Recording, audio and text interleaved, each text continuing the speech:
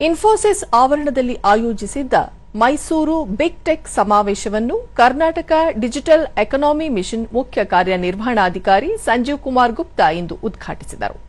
ಈ ವೇಳೆ electronics, IT-BT ಮತ್ತು ವಿಜ್ಞಾನ ತಂತ್ರಜ್ಞಾನ ಇಲಾಖೆ ಕಾರ್ಯದರ್ಶಿ ಡಾ ಎನ್ ಮಂಜುಳಾ, ವಾಣಿಜ್ಯ ಮತ್ತು ಕೈಗಾರಿಕಾ ಇಲಾಖೆ ಪ್ರಧಾನ ಕಾರ್ಯದರ್ಶಿ ಡಾ ಎಸ್ ಸೆಲ್ವಕುಮಾರ್, ವಿವಿಧ ಐಟಿಐ ಮತ್ತು ತಾಂತ್ರಿಕ ಸಂಸ್ಥೆಗಳ ಪ್ರತಿನಿಧಿಗಳು ಭಾಗಿಯಾದರು.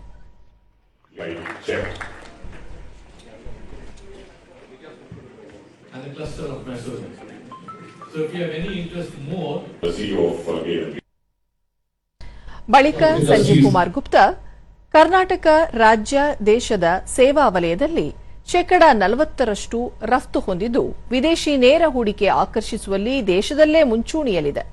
ಡಿಜಿಟಲ್ ಆರ್ಥಿಕತೆಯಲ್ಲಿ ಮೈಸೂರು ನಿರಂತರವಾಗಿ ವಿಸ್ತರಣೆ ಹೊಂದುತ್ತಿದ್ದು, ಐಟಿ-ಬಿಟಿ, ಎಲೆಕ್ಟ್ರಾನಿಕ್ಸ್ ಮತ್ತು ಆರೋಗ್ಯ ಕ್ಷೇತ್ರಗಳಲ್ಲಿ 40,000ಕ್ಕೂ ಹೆಚ್ಚು ಉದ್ಯೋಗ ಸೃಷ್ಟಿಯಾಗಿದೆ ಎಂದು ತಿಳಿಸಿದರು.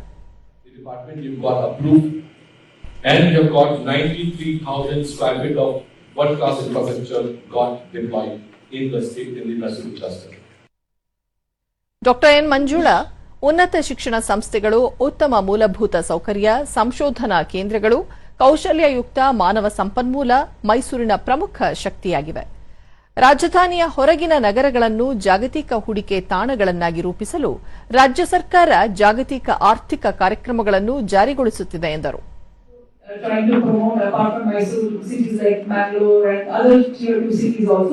But Mysore stands number one in the list given the kind of potential that it has.